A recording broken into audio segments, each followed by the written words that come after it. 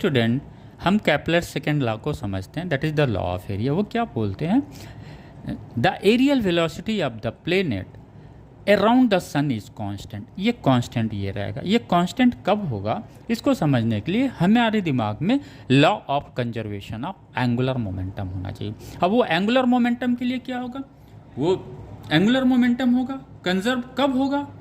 Law of conservation of angular momentum तभी लागू होगा जब किसी बॉडी या सिस्टम पे नेट टॉर्क कितना हो, जीरो हो।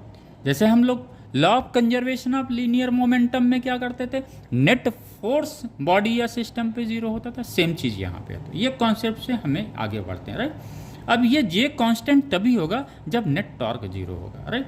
टॉर्क हमको पता है, टॉर्क का डेफिनेशंस क्या है? Rate of change in angular momentum is a torque. दूसरा क्या है? जो फोर्स लग रहा है उससे वो जो परपेंडिकुलर डिस्टेंस हो रहा है वो क्या कहलाता है? टॉर्क कहलाता है, राइट।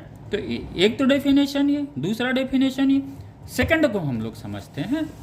ये बच्चों कोई सन है यहाँ पे सेंटर पे है और ये एक प्लेनेट है जो एलिप्टिकल पाथ में मूव कर रहा है। अब ये सन क्या कर रहा है? इस प्लेनेट को अपनी तरफ एक फोर्स लगा रहा है जिसे हम पुल कहते हैं। क्या कर रहा है? पुल कर रहा है। और जब ये पुल कर रहा है और इसकी लाइन ज्वाइनिंग क्या है, वो है इस डायरेक्शन में पुल कर रहा है, तो ये आर को भी हमने क्या मान लिया? एक वेक्टर क्वांटिटी मान लिया इस डायरेक्शन। तो इनके बीच का एंगल कितना है बच्चों?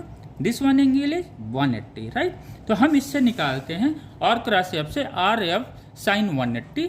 यहाँ से हमें मिलती है वैल्यू टॉर्क की 0, राइट। क्यों 0 मिलती है? Because of this reason. अब हमें पता चल गया जब टॉर्क 0 है तो rate of change of angular momentum क्या होगा? 0 हो जाएगा। और 0 तभी होगा जब ये जे यानी एंगुलर मोमेंटम क्या होगा? कांस्टेंट होगा।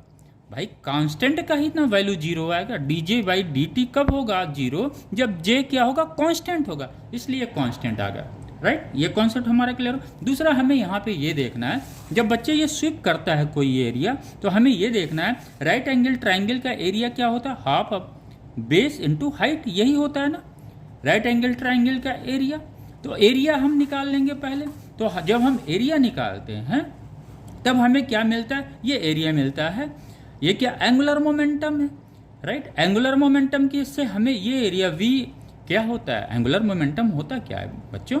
ये आता है हमें angular momentum r cross p, जहाँ पे p क्या है? लीनियर मोमेंटम है। लीनियर मोमेंटम कितना होता है? mv होता है। mv की हमने वैल्यू रखा, dt से डिवाइड किया, dt से जो है मल्टीप्लाई कर दिया, तो हमें ये मिल जाता है, दिस रिलेशंस मिल जाता है, जहाँ पे हमें ये एरिया मिल जाती है बेस इंटू हाइट।